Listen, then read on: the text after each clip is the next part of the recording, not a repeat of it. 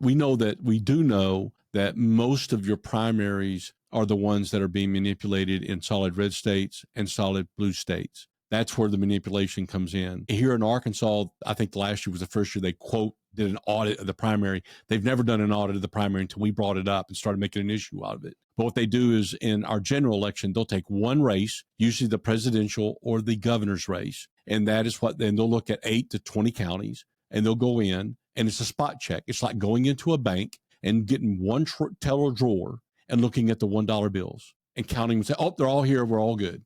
That's what it's equivalent to. It's ridiculous. And they know, for example, in Arkansas, the presidential election wasn't going to be manipulated. Trump was going to win. He won 65% or so. They knew that was never, and Sarah Huckabee's race would never be manipulated.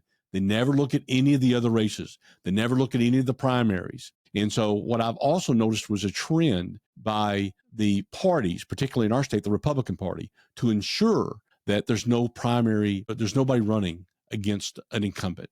They do everything they can to make sure, or their preferred person that they won't, they make sure other people drop out for some reason. They drop out at the last minute, or they run for another office. That is what we've seen. So it's very clear to me what's going on. And the way to defeat it is just go to paper ballots and just hand mark paper ballots. And then it's a level playing field.